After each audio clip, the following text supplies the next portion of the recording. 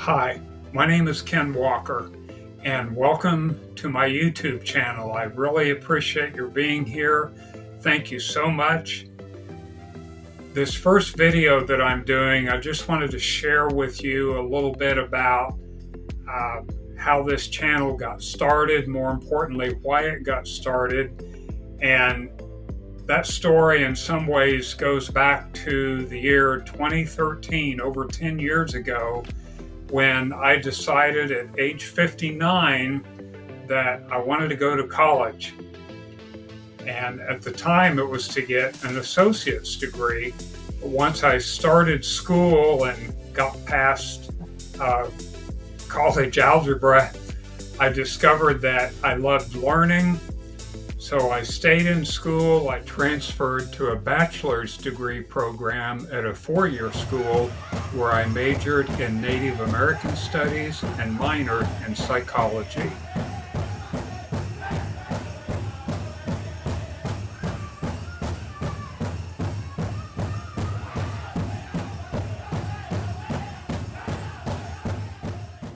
And along the road, I learned about something called digital storytelling, which are just short, self-produced video stories. So because of that, I enrolled at Fielding Graduate University because they had a master's program in media psychology, which tied my interests in psychology and digital storytelling. And after a few terms, they let me transfer into the doctoral program.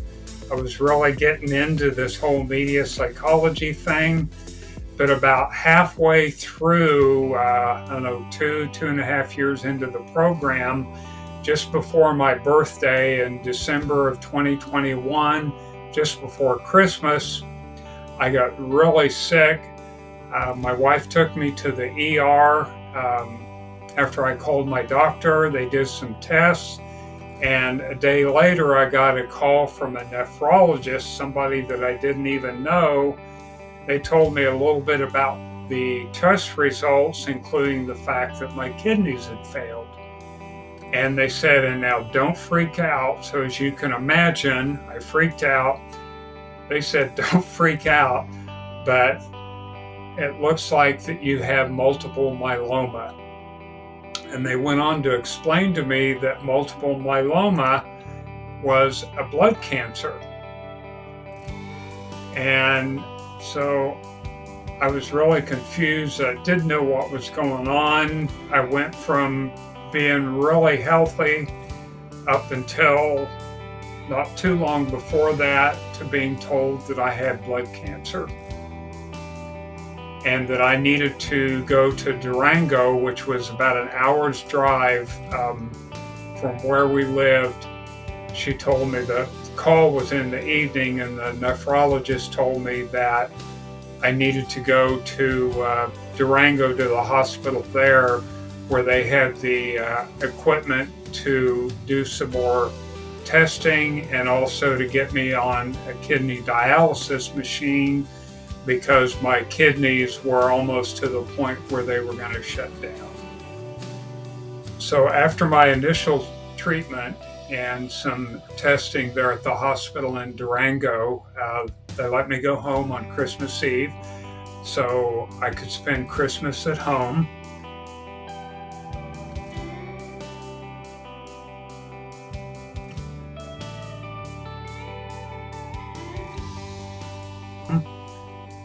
But then a couple of days later, I was to start dialysis again. And the small town where we were living at the time, Cortez, Colorado, fortunately had a dialysis clinic. So I went there 3 days a week, about 4 hours per day. They hooked me up to a dialysis machine since my kidneys weren't working. And then on alternate days, that was like Tuesday, Thursday, Saturday, I believe. And then the other 2 or 3 days a week, my wife Patsy would drive me an hour over the mountains back to Durango, and I would begin receiving my chemo treatment at that time. So after about 4 months of those initial treatments, I was scheduled for a stem cell transplant in May of 2021, which was to take place in Denver, Colorado. So Patsy drove me halfway across the state. I was in the hospital there for 3 weeks. I received my stem cell transplant. I have never been sicker in my life, not from the transplant itself, but from the chemotherapy that goes along with it. So I was in the hospital, like I said, couldn't have been any sicker, but the transplant was a success, as is evidenced by my being here today. Several months later, my doctor told me that I was in strict remission, and recently I had a bone marrow biopsy, and that bone marrow biopsy shows that I have no detectable cancer cells.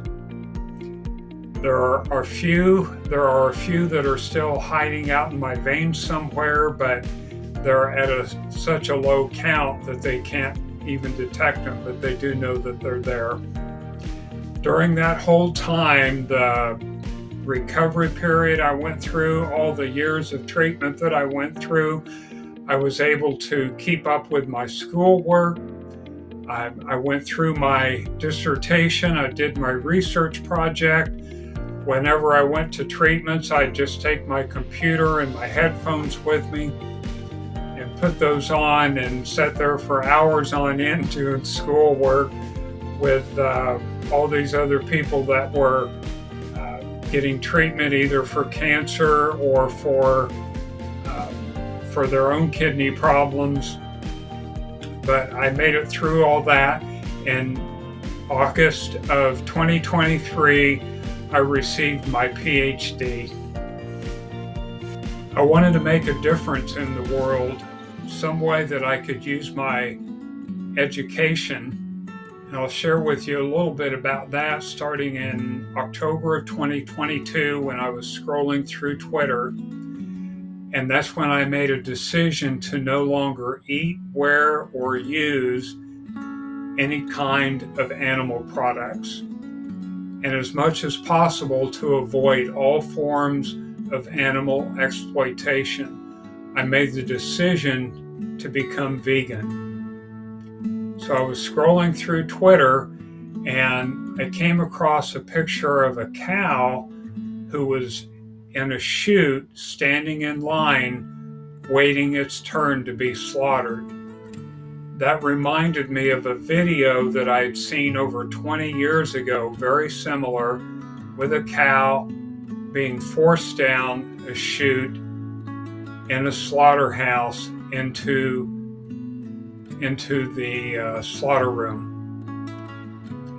And I thought about what her experience must have been like, hearing the cries of her sisters, the other cows in line ahead of her, right before they were to be killed. And she must have smelled the blood and the stench. She had to know what was going on.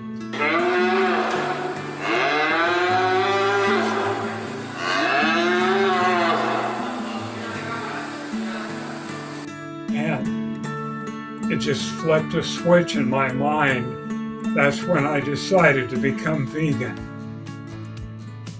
In June of 2023, just a few months before graduating, I made a trip to Kansas from Colorado. Wanted to see my kids and grandkids, some of them at least, and also to visit Shy 38, a Kansas farm animal sanctuary just outside of Lawrence, Kansas.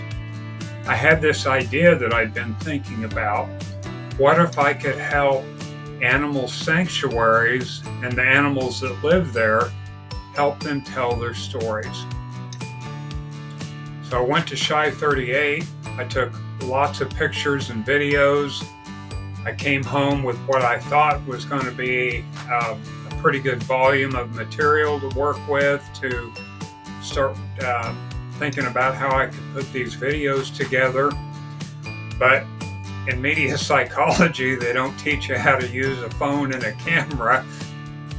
I guess they assume you already know how to do that. But anyway, apparently the sunlight, I remember, was real bright, and I had my screen turned up that I really couldn't see what I was doing on my phone screen. So a lot of times when I thought I was taking pictures or video footage, I wasn't doing anything. But I still came home with a little bit to work with. But beyond that, it was just a magical journey, especially meeting Lincoln. Lincoln is my best turkey friend. He's a very proud bird. He's real proud of his feathers. He even has his own mirror so that he can go look at himself whenever he wants to. But he was following me around the whole time I was there. Chris Taylor, the founder of Shy 38, was giving me the tour. Lincoln definitely was helping though, and as far as he was concerned, he was the main tour guide, but he really wanted attention. And so I just keep stopping and talking to him and telling him how beautiful, how handsome he was. He did this little Irish step dance looking thing for me, which Chris said he had never done for anyone except another turkey. And I was absolutely hooked on the idea of working with farm sanctuaries, animal farm sanctuaries. Shortly after that trip, it was time for Patsy and I and Molly and Lizzie to move from Colorado to Ohio.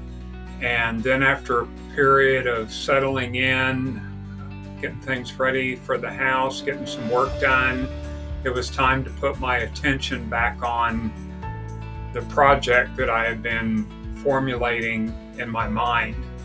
And I was scrolling again through Twitter one day, and I came across a post for the AVA, the Animal and Vegan Advocacy Summit, which was going to be held in May of 2024 in Washington, D.C.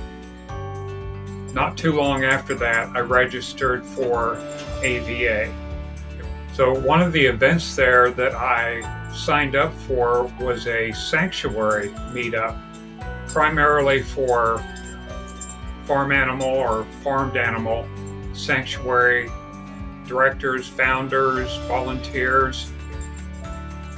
But I decided to go to the meeting, and I shared my idea about working with sanctuaries and the animals at sanctuaries to help them tell their stories. And I don't want to say I was surprised, but I was very happy with the amount of enthusiastic support and interest that I received for my idea. So I had my idea for this channel, and part of that idea I've decided to call Road Trip for the Animals. I started scheduling and making arrangements with the different sanctuary founders, and on June 14th I left home for a 2-week, 3,000-mile road trip to visit 5 farm animal sanctuaries. Along the way, I saw some of my family, my kids and grandkids. I revisited my Kansas hometown where I grew up. I made an impromptu stop at KC Paws in Kansas City, Missouri, a dog rescue. And I filmed all of this along the way for my Road Trip for the Animals travel vlog. But the vlog will include big doses of the sanctuaries and the animals.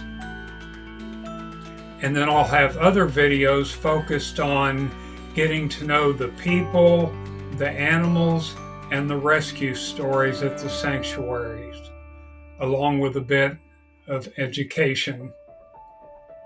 So why am I starting this YouTube channel? I believe that veganism is becoming the new social norm, and I plan to be a part of that.